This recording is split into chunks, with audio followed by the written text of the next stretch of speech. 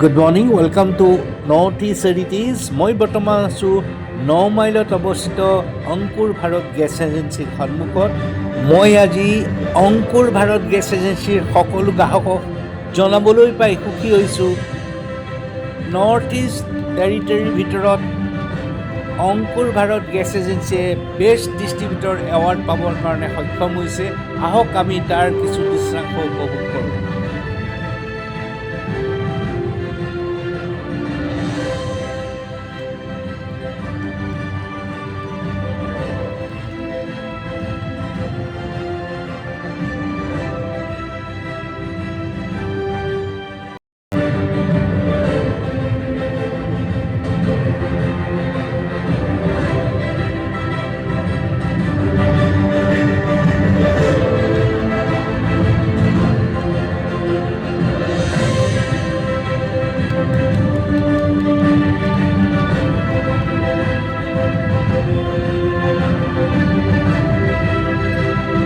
প্ৰত্যেকেই এইটোত বেছি চিৰিয়াছ যে তাহাঁতে কোনো কেছ ট্ৰেনজেকশ্যন কৰিবলৈ নিবিচাৰে, আৰু ময়ো সেইটো কওঁ যে কেছ ট্ৰেনজেকশ্যন কৰাতকৈ সেইটো কৰিব লাগে।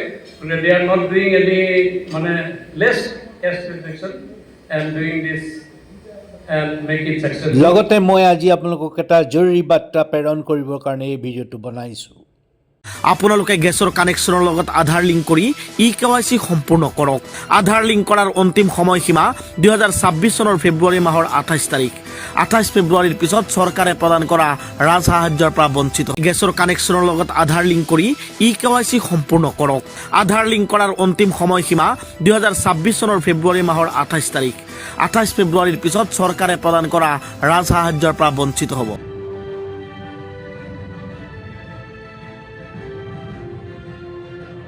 মই বৰ্তমান আছোঁ অংকুৰ ভাৰত গেছ এজেঞ্চিৰ কাৰ্যালয়ত, আৰু মোৰ লগত আছে অংকুৰ ভাৰত গেছ এজেঞ্চিৰ স্বত্বাধিকাৰী মিষ্টাৰ প্ৰবীণ কুমাৰ বৰুৱাদেৱ। আহক আমি সকলোৱে তেখেতৰ পৰা এই EKYCৰ ওপৰত সবিশেষ জানো। নমস্কাৰ, অংকুৰ ভাৰত গেছৰ প্ৰিয় গ্ৰাহক বন্ধুসকল, আজি এটা আপোনালোকক সংবাদ দিবৰ বাবে আমি উপস্থিত হৈছোঁ। ভাৰত চৰকাৰৰ শেহতীয়া নিৰ্দেশ মৰ্মে প্ৰত্যেকজন LPG গ্ৰাহকেই EKYC কৰাটো বাধ্যতামূলক কৰা হৈছে। এই EKYC সম্পূৰ্ণ কৰাৰ শেষ তাৰিখ 28 ফেব্ৰুৱাৰীও ধাৰ্য কৰি দিয়া হৈছে। গতিকে সকলো গ্ৰাহকে EKYCৰ কাৰণে আমাৰ লগত সহযোগ কৰিবলৈ মই আহ্বান জনাইছোঁ। EKYCৰ অৰ্থটো হ'ল যে প্ৰত্যেকজন গ্ৰাহকে ছিষ্টেমৰ লগত মিলাবলৈ তেওঁলোকৰ থাম্ব ইমপ্ৰেশ্যন দিব লাগিব, আৰু লগতে আধাৰ কাৰ্ডো লিংক কৰিব লাগিব। গতিকে আধাৰ কাৰ্ড আৰু থাম্ব ইমপ্ৰেশ্যন লিংক কৰাটো খুবেই প্ৰয়োজনীয়। গতিকে এই কাম আপোনালোকে যদি কৰিব নোৱাৰে বা ইয়াৰ যদি আমি সম্পূৰ্ণ কৰিব নোৱাৰোঁ, তেতিয়াহ'লে হয়তো আপোনালোকে ৰাজসাহায্য যি পাই আছে LPGৰ পৰা, আৰু লগতে ৰিফিল কৰাৰ পৰাও বঞ্চিত হ'ব পাৰে।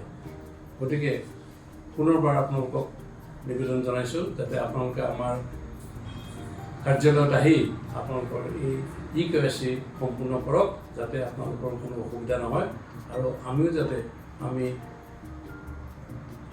চৰকাৰে বান্ধি দিয়া সময়সীমাৰ ভিতৰত আমাৰ কাম যাতে সম্পূৰ্ণ কৰিব পাৰোঁ। ধন্যবাদ।